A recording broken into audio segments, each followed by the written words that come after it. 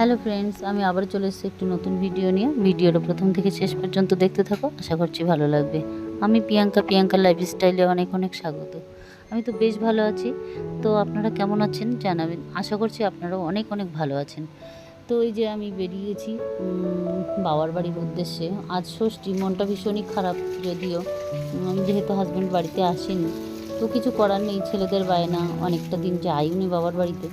তো তাই ভাবলাম যে এটা একটা দিন, তো ভাবছিলাম আমি ষষ্ঠীর দিন যাব না, তবুও বারবার বলার জন্য আমি বেরিয়ে গেলাম ষষ্ঠীর দিন।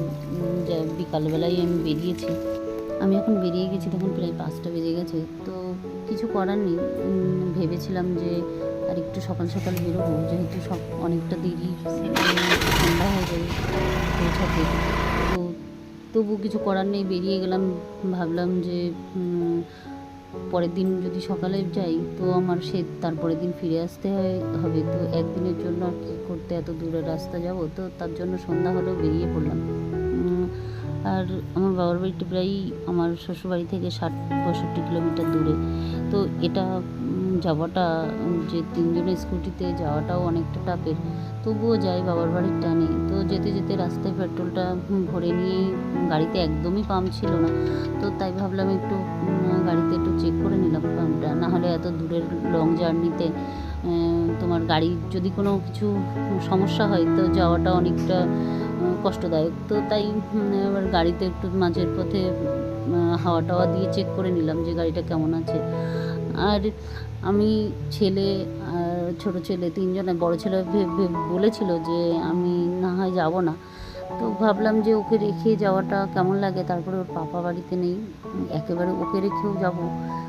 তো আমি কখনো ষষ্ঠীতে কোনো দিনই যাইনি, যদি ওর পাপা বাড়ি না থাকে তো আমি কখনো ষষ্ঠীর দিন আমি বাবার বাড়িতে যাই না, কারণ আমার ভালো লাগে না। যে কথায় আছে জামাই ষষ্ঠী, তো জামাই যদি না থাকে তো ষষ্ঠী কিসের? জামাইয়ের জন্যই তো ষষ্ঠী। তো যাই হোক, কিছু করার নেই। মা আমারও মন ভীষণ খারাপ, ছুটিতে আসবে বলেছিল, ছুটিটা ক্যান্সেল হয়ে গেছে। তো এখনও বলছে 1 মাস লাগবে, অনেকটা দিনও চলে গেছে। তো মনটাও ভীষণ খারাপ লাগছে, অনেকটা দিন বাড়ি আসেনি। তো আমাদের জীবনটাই তো এরকম, আমার বিয়ের পরের প্রথম ষষ্ঠীটাও আমি পাইনি।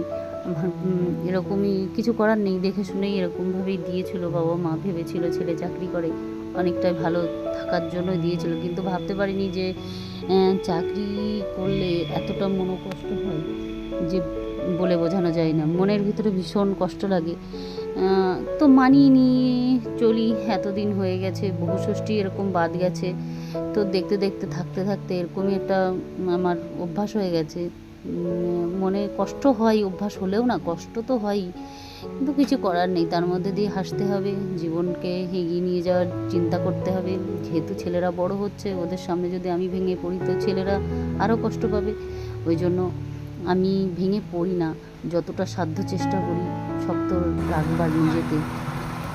তো দেখো মাঝপথে এই রোডটা তো অনেকটা ফাঁকা, তো তাই আমি ছেলে মিলে এই ফটো তোলাতুলি করছিলাম আর হাসাহাসি। তো ছেলেকে একটু দিয়ে দিলাম, বড় ছেলেকে, ও যেহেতু একটু বড় হয়েছে আর রোডটা ফাঁকা বলে আমি বললাম তুই চালা, আমি বসছি। তো তার জন্য ও আবার একটু চালালো, অনেকটা পথ ও বেশ খানিকটাই চালিয়েছে। তো আমি কথা বলতে বলতে বনগাঁয় প্রায় পৌঁছে গেছি। এটা বনগাঁয় প্রায় জোড়া ব্রিজের, আমি যেহেতু বিএসএফ রোডটা ধরে আসি, তো এটা জোড়া ব্রিজের ওখানে চলে এসেছি, বনগাঁয় মানে ঢুকছি আর কি। তো সেই জায়গাটা এত সুন্দর, এই জায়গাটার ভিউটা ভীষণ ভালো লাগে আমার। তো যাই হোক, দাঁড়িয়ে আর আমি ফটোশ্যুট করতে পারিনি, ওই চলতিতে যতটুকু পেরেছি ততটুকুই। আর এখানে সাতভাই কালীতলায় চলে এসেছি দেখতে দেখতে। সাতভাই কালীতলার এখানে আমি আসা বা যাওয়ার পথে আমি একটু দাঁড়াবই, কারণ আমি মায়ের কাছে এখানে একটু প্রণাম না করে গেলে আমার খুব যেন বেঁধে যায়, মনের মধ্যে বিবেকে খুব বাধে। তো তার জন্য আমি ভগবানের কাছে একটু হলেও মায়ের কাছে প্রার্থনা করে যাই যে যেখানেই থাকো না কেন সবাই যেন ভালো থাকে, সাবধানে থাকে। আর আমরা তো উপলক্ষ মাত্র, আমরা তো কিছুই করতে পারবো না, ভগবান যা করবার তিনি করবেন। তো যাই হোক, আর হাজব্যান্ড যেহেতু বাড়ি বাইরে থাকে, তো রক্ষাকালী মানে যারা বাইরে থাকে তারা এমনিতেই মায়ের ভক্ত হয়।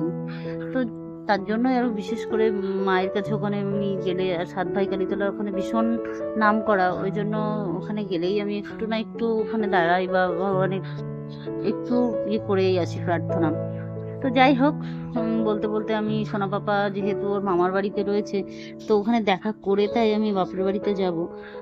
তো এখানে আমি সোনা পাপার ওখানে চলে এসেছি।